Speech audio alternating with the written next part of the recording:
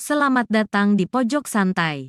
Sebelum Anda mendengarkan audiobook ini, kami menginformasikan bahwa channel ini adalah review audio dari buku yang ada di Indonesia. Untuk membaca keseluruhan buku ini, kami menyarankan membeli buku aslinya di toko buku kesayangan Anda, baik offline maupun online. Keberadaan channel ini dimaksudkan untuk membantu Anda mendapatkan pengetahuan dari buku-buku kesayangan Anda.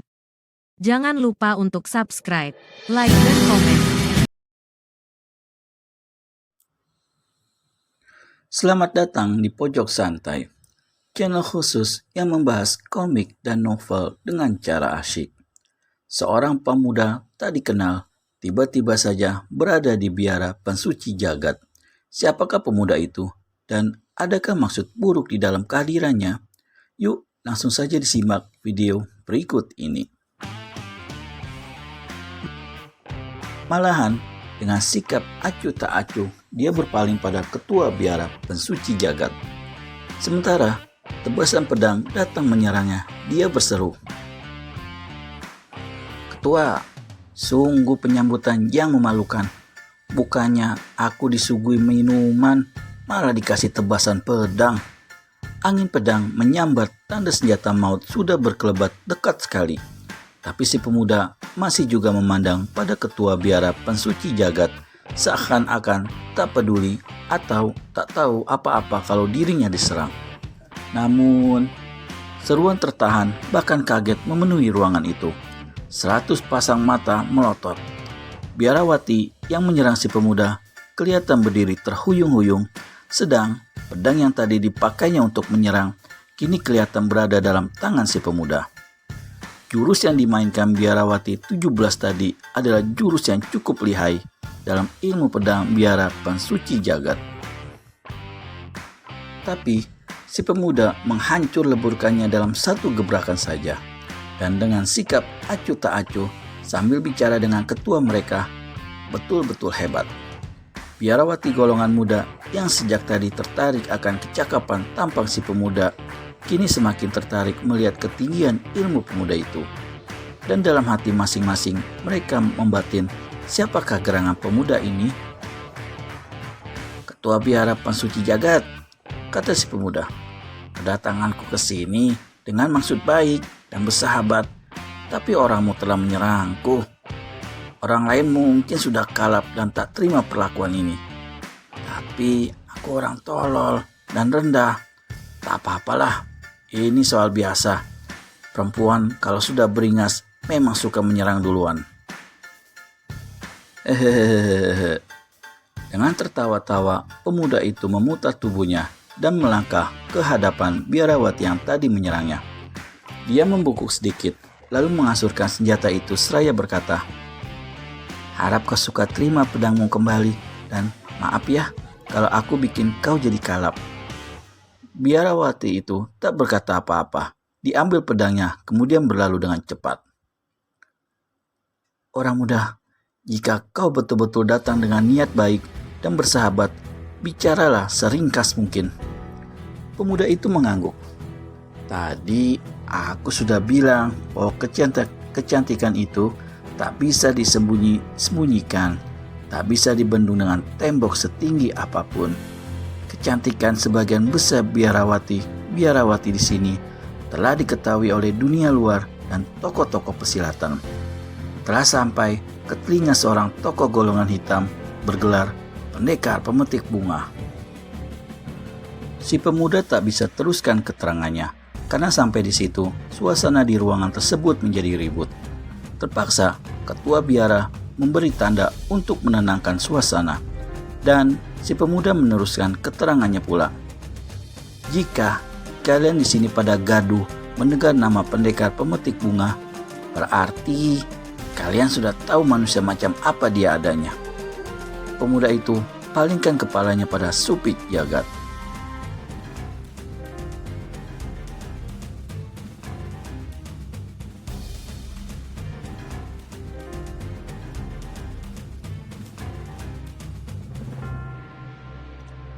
"Ketua biara," dia berkata lagi, "aku mendapat kabar bahwa manusia terkutuk itu berada di sekitar sini akhir-akhir ini. Dan kabarnya lagi, dia akan mendatangi biara ini untuk melaksanakan perbuatan mesumnya selama ini. Suasana tegang dan sunyi laksana di pekuburan mencekam ruangan besar itu. Di dalam kesunyian yang tegang itu, diam-diam biarawati satu berkata kepada ketua biara pensuci jagat dengan ilmu menyusupkan suara. Ketua, hatiku tetap bercuriga pada pemuda ini. Aku yakin dia datang bukan dengan maksud baik. Apa yang diucapkannya cuma omong kosong belaka. Ya, yang aku herankan ialah bagaimana dia bisa masuk ke sini, menyauti Supit Jagat. Meski ilmu tinggi, tapi selama puluhan tahun, tak ada satu tokoh silat pun yang sanggup masuk ke biara ini, apalagi tanpa setahu kita. Biarawati satu bertanya, apa perlu aku suruh beberapa orang kita untuk menyelidiki sekeliling tembok dan pintu gerbang? Ya, lakukanlah, kata Supit Jagat pula. Maka 10 orang biarawati angkatan muda segera keluar meninggalkan ruangan itu. Pemuda rambut gondrong tersenyum, matanya tidak buta. Dia telah melihat tadi mulut biarawati satu dan ketua biara pensuci jagat bergerak-gerak. Pasti ada yang dibicarakan kedua orang itu dan pasti menyangkut dirinya. Ketua biara pensuci jagat, kata si pemuda seraya rangkapkan kedua tangan di muka dada. Rupanya kau dan biarawati di sini sangat bercuriga padaku. Ya, tentu saja, sahut Supit Jagat. Kau datang tanpa diundang, masuk dan bicara seenaknya, tidak mau terangkan diri. Apakah kau tidak percaya kalau pendekar pemetik bunga akan mendatangi tempatmu ini? Dia boleh datang dengan maksud jahat, tapi dia mesti tinggalkan kepala di sini. Hahaha! Si pemuda tertawa bergelak. Nama biara pensuci jagat memang sudah lama dikenal dalam dunia persilatan. Ketuanya Supit Jagat memang sakti luar biasa. Tapi jangankan kau, gurumu sendiri pun tidak sanggup menghadapi pendekar pemetik bunga. Hei, kau menghina guru dan ketua kami, teriak beberapa biarawati.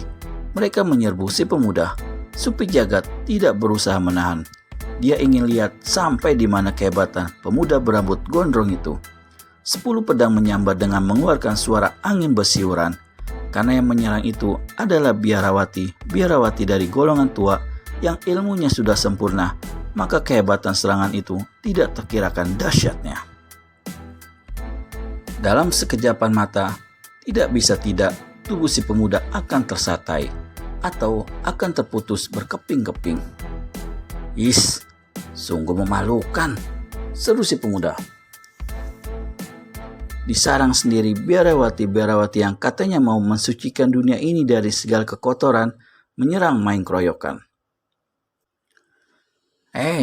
Bagi manusia-manusia edan tak tahu peradatan dan kurang ajar, tak perlu merasa malu, sentak salah seorang dari biarawati yang menyerang.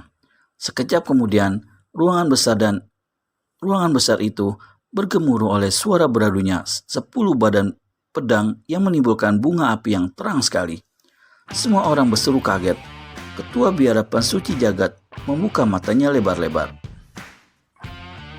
Tapi si pemuda yang tadi hendak dikermus lenyap dari pemandangan entah kemana.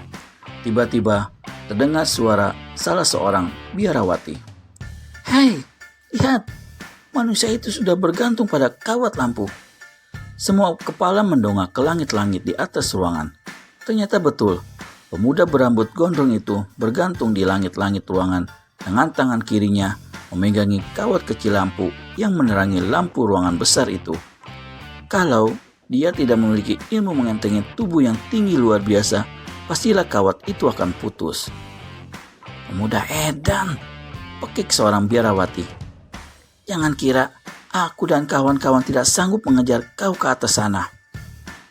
10 tubuh berjubah putih laksana anak-anak panah melesat ke atas, dan serentak itu pula kirimkan serangan pedang yang lebih ganas, yaitu jurus menabas gunung, menusuk kerembulan.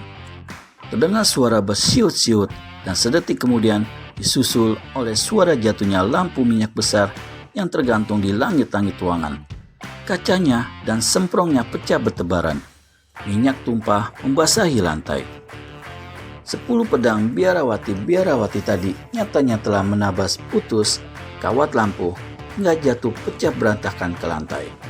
Dan hebatnya lagi, saat itu si pemuda sudah berdiri lagi di tempatnya semula sebelum diserang pertama kali tadi.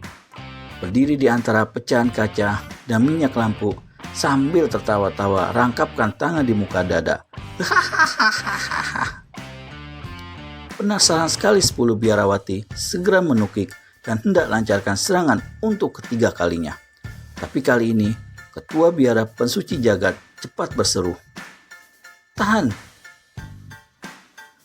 Apa yang akan diperintahkan ketua biara pensuci jagat kepada pemuda penyusup itu? Temukan jawabannya di video selanjutnya hanya di channel Pojok Santai. Segera subscribe dan tekan tombol lonceng untuk mendapat notifikasi video terbaru dari kami. Terima kasih dan sampai bertemu kembali.